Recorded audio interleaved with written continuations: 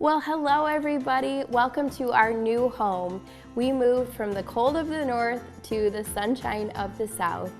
We now live in Nashville, Tennessee, and it's been 10 years in the making, and I can't wait to share our journey with you. Our Nashville-inspired menu includes hot and spicy Southern fried chicken with a dashing dish healthy spin. No Southern sandwich is complete without a creamy coleslaw made with real food ingredients. Easy to make and fun to eat, we are making mac and cheese muffins. And for dessert, let's try a rich, decadent banana pudding.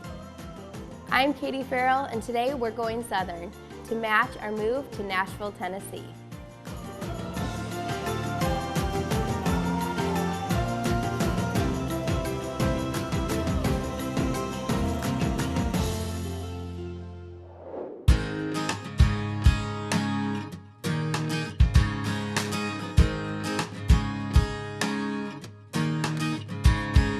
Well, welcome to our new kitchen in Nashville, Tennessee. This is our new home. We just recently moved in, and we're so excited to share it with you guys and invite you into our home. So my husband, Sean, is here cooking with me today, and I'm so excited to have you guys join us in this new part of our journey.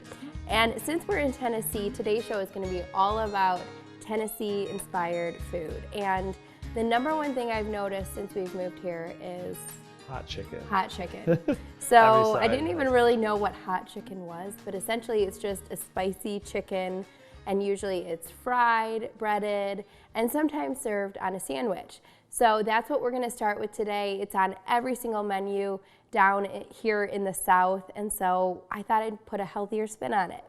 So we're gonna start with our breading ingredients, which is a teaspoon each of salt, garlic powder, paprika, and then we have 1.5 cups of oat flour that we're gonna bread the chicken in, and then we have some hot sauce, an egg, and a cup of buttermilk, and then about a pound or so of chicken. So we're gonna start by making the breading. Sean, you can get started on that, and I'm gonna start by pounding out some of the chicken breasts. So Sean, let's tell everybody about our adventure here. It's quite the journey. Here to Tennessee, from Michigan to Tennessee, and kind of why we decided to move here.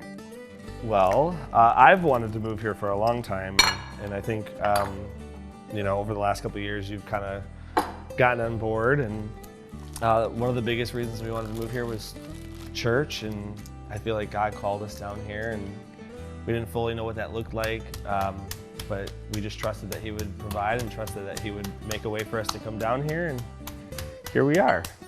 Yeah, and we came and we visited, I'd say, was it 2 or 3 times?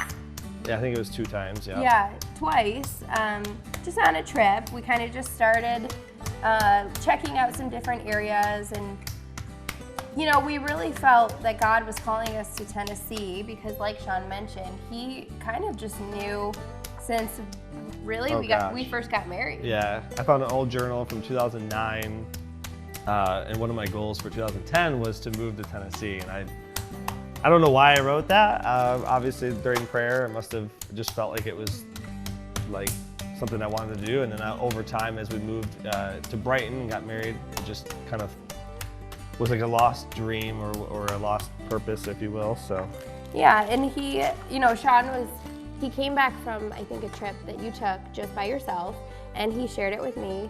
And at the time, I totally had a closed heart to it. I was like, no way, I'm not leaving my family. I'm not moving to Tennessee. I said, but if you feel that God put it on your heart, pray for me. And if our hearts ever join together, then we'll know that that's something that God's leading us to do. Lo and behold, about 2, maybe 3 years ago, God started to put that tug on my heart to come check it out. So I told him, I said, don't get your hopes up, but I'll come visit Tennessee with you. We can go just check it out, but don't get your hopes up. And when we came, we both absolutely fell in love. So there's been a lot to explore, a lot to learn about. One of the biggest things that's been shocking to me is just how friendly, how polite. Everybody calls me ma'am. I'm like, am I a ma'am? I am. I guess I'm a ma'am. But everyone is just so welcoming and warm here, and I think that's been a wonderful thing to experience. Yeah. So this chicken is pounded out nicely. You don't want it too thin, but you want it all about the even size thickness so it'll cook evenly. So I'm gonna create the other part of the kind of breading, and this is what's gonna help everything stick to that chicken and also tenderize it and give it that spicy kick that we're looking for. So I did 1 egg and about a tablespoon or more of hot sauce. So this is really to your liking. Now, we're not true Tennesseans yet. Not yet. Because we're trying. I don't think I can handle more than a tablespoon of hot sauce.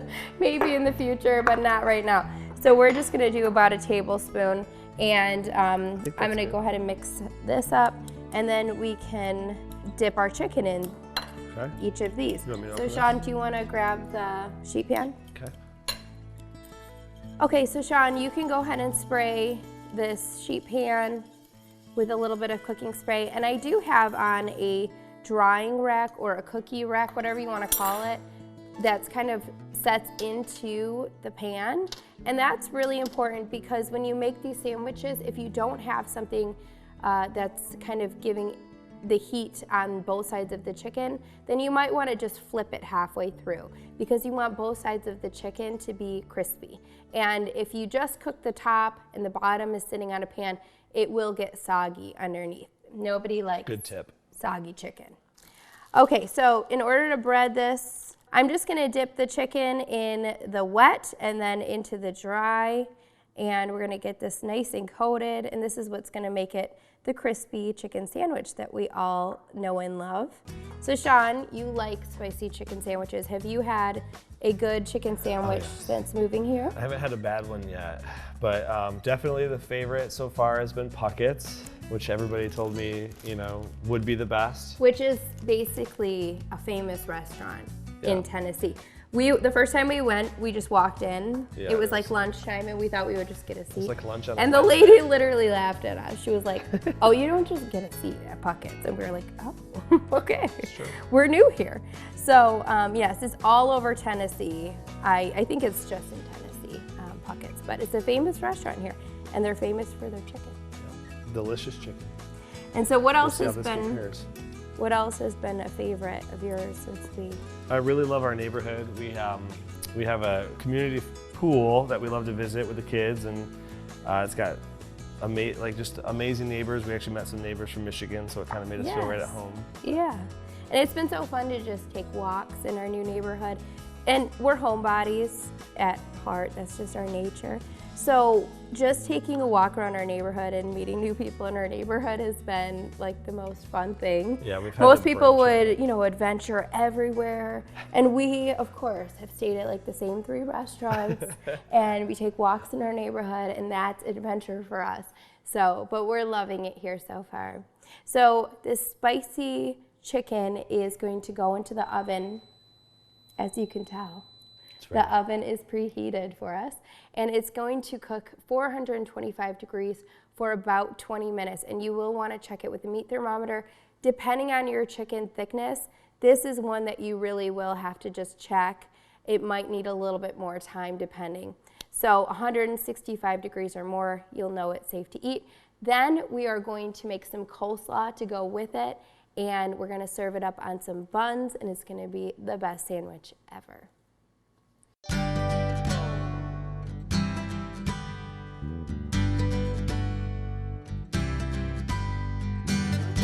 Okay, to go with our spicy chicken sandwiches, we have coleslaw, because here in the South, everything is served with coleslaw.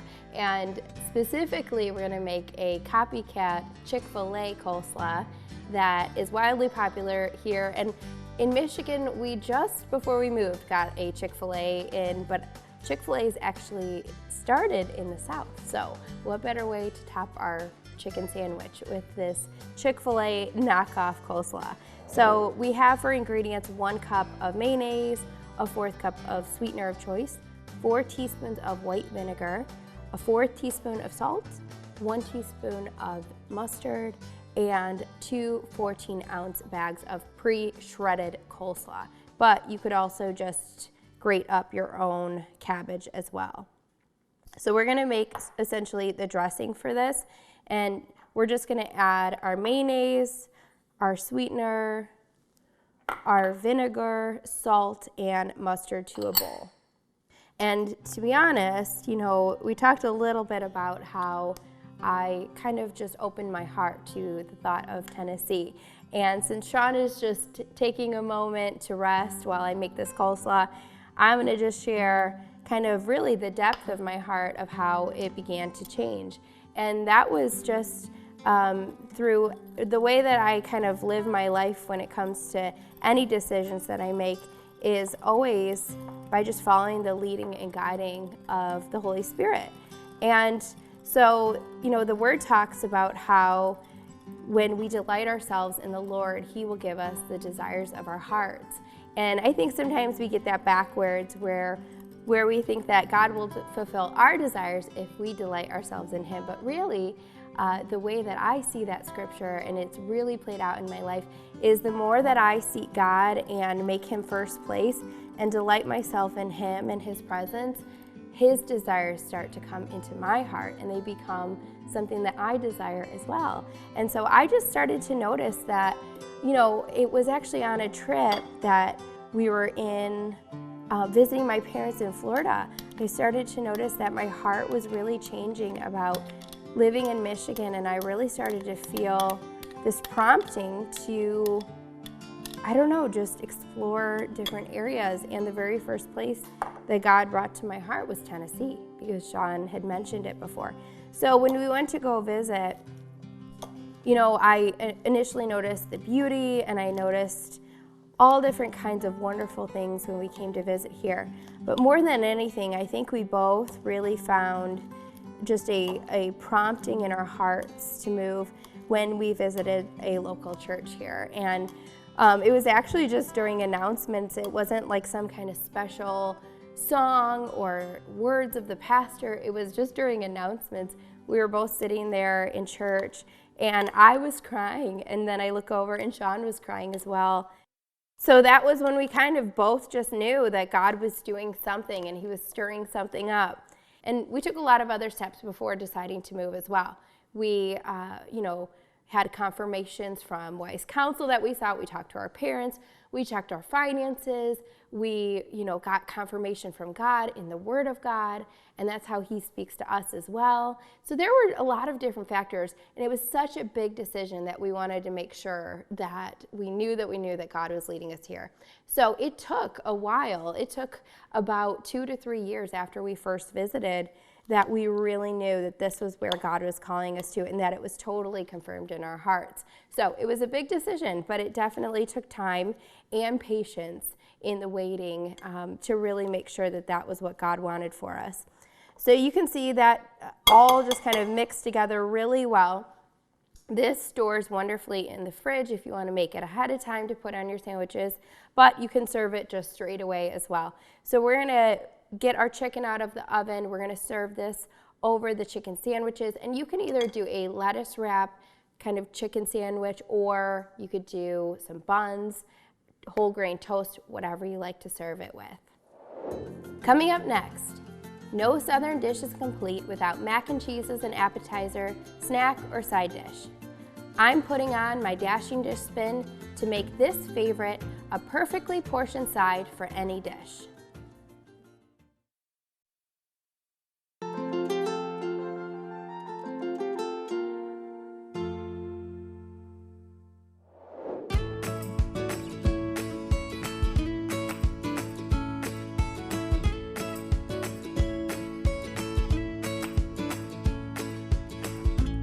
Okay, so we're making the perfect side addition, and I like how I'm joining you into this. She's the main dish, I'm the side. Okay, so we're making the perfect side addition for our spicy chicken sandwiches, which is macaroni and cheese. I was seeing if you could guess. Sure. He's observing all of our ingredients here. So mac and cheese cups. So these are perfectly portioned little mac and cheese cups that you can have on the side of a chicken sandwich or whatever you are serving as your main dish. They're also the perfect little light lunch, or you can pack them as a little lunch for your kids. So we're gonna start with 6 ounces of pasta. I used brown rice macaroni pasta, 1 egg, a 1/2 cup of milk, 1/3 cup of Parmesan cheese, 2 cups of shredded cheese, and 1 tablespoon of avocado oil. So I have my pasta in the pot that I already cooked. Just cook it to package directions, so nothing fancy about that. And then just put it back in your pot after you strain it. Sean, I will have you add the egg and the milk. Okay. And I will add the avocado oil. And this is kind of a healthier swap out instead of butter. We're doing a tablespoon of avocado oil. And then we'll do the Parmesan cheese and just a little bit of the shredded cheese, the 2 cups you want to save for the topping. So I'm going to do about 3/4 of it and then save the rest for the topping. Okay, so you can go ahead and add that while I'm stirring it. You shouldn't have to add the milk to the bowl, but that's okay.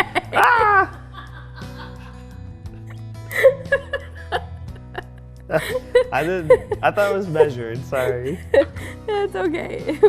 It won't hurt anything. This is why I love cooking with you so much. Okay. So we're just gonna give this a nice stir, and it's not gonna look like a whole lot right now, but that egg is gonna bind everything together and the cheese is gonna melt, and that's what kind of holds the cups together.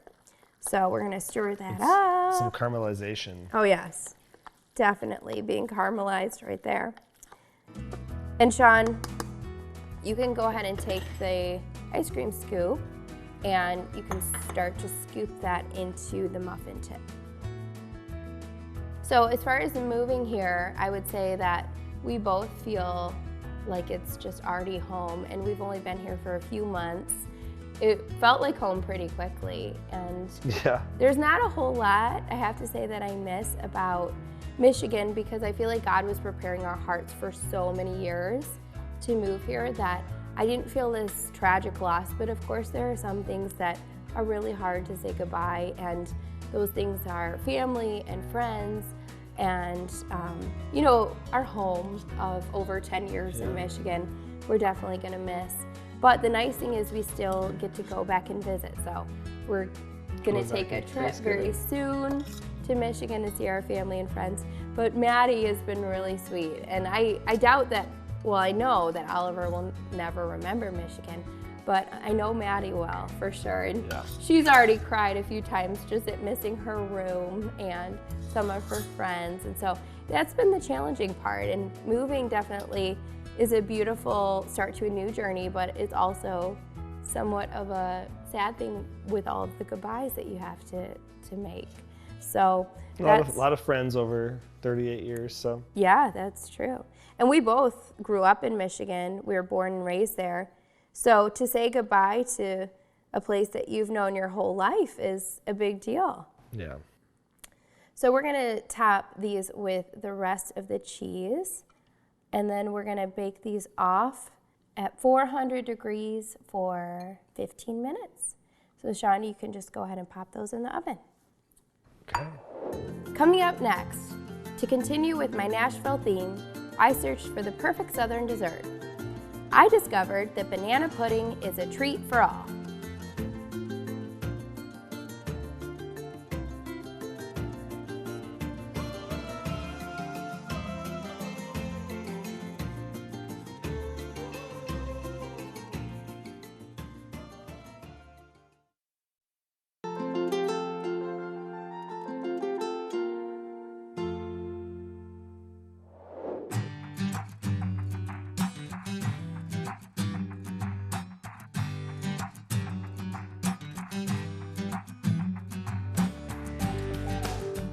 To round out our Southern-inspired menu today, we are going to end with dessert, of course, which is a banana pudding trifle.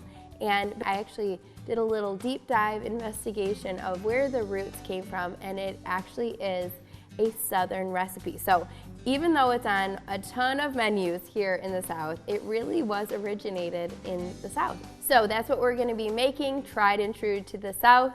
banana pudding trifle. And we're going to start with 3 bananas in the blender. We're gonna add a 1/2 cup of sweetener of choice, 2 tablespoons of cornstarch, 1 cup of milk of choice, a 1/4 teaspoon of salt, and 1 teaspoon of vanilla. So we're gonna add this all to a blender, and this is gonna be our banana pudding base. The cornstarch is gonna help thicken it up a little bit. And then we're also gonna add 3 eggs. So the eggs are gonna be another element that thickens this pudding up nicely. And you know, banana pudding is not an easy recipe. It definitely is something that you have to kind of really temper out on the stove. And I wanted to make a really easy version, of course, because that's everything that I do at Dashing Dish. So instead of kind of working with my stove and a thermometer and really trying to make it perfect that way, I just throw everything into a blender, get it nice and smooth and creamy, and then we're gonna heat it up over a stove. And I promise you, it turns out just as delectable. So we're gonna blend this up just until it's nice and smooth, there's no more lumps. And then we're going to head over to the stovetop and we're gonna just heat this in a pot until it starts to thicken.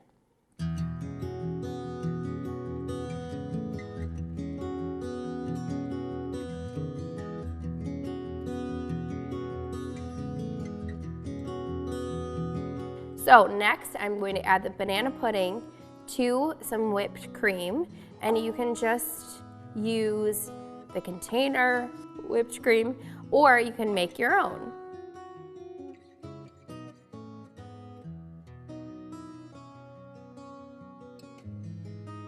Okay, and we're just gonna fold this in to the whipped cream, and you do wanna make sure that your banana pudding is mostly chilled before adding it to the whipped cream, or it will melt the whipped cream immediately.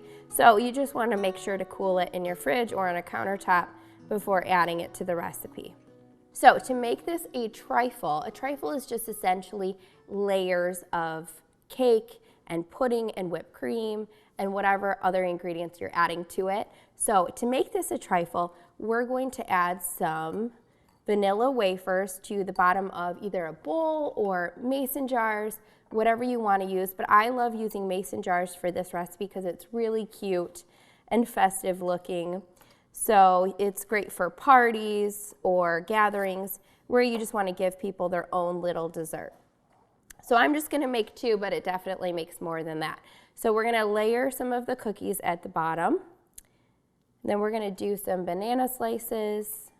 And for the whipped cream, I just did 1 container of True Whip, but you can use about 2 cups of any of your favorite whipped cream to mix into the banana pudding. And if you don't have vanilla wafers on hand, you could also do graham crackers or any other vanilla-based cracker would be delicious in this. So I'm just going to do the same thing on the other where I just layered the cookies and then the banana and then the pudding. And you're gonna repeat the layers until it's done. And I have to say my favorite thing so far about moving to Nashville is just the people here. I absolutely have found it's so easy to make friends and community. We've only been here for a few months because everybody has been so warm and inviting. And I just keep saying, I'm so shocked. Like, everybody is just so nice. And truly, there is something to be said about the South where people are just so hospitable and just so warm. And so it's been really wonderful to make new friends here and get to know people. I've already had a few different coffee dates with different moms, and we've had play dates and just a lot of things that I really yearned for a lot in Michigan. But to be honest, I think Michigan was just so cold that a lot of the year was just spent indoors. We didn't really go outside a whole lot. So it's nice to have a warmer climate. You definitely can be outdoors with the kids and do play dates at playgrounds, and it opens up a lot more activities.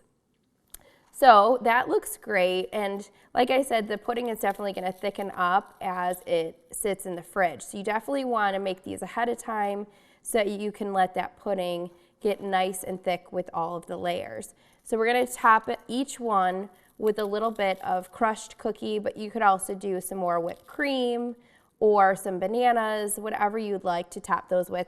Those look really good, and they also are gonna taste divine.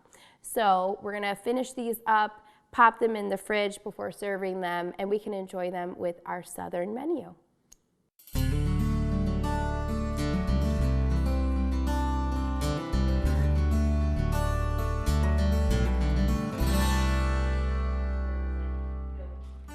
Well, it's been so wonderful to invite you guys into our new home. I hope you've enjoyed these Southern-inspired recipes. To get all of these recipes and more, head over to dashingdish.com, where you'll find resources to nourish your body and soul. Okay, I'll hold him.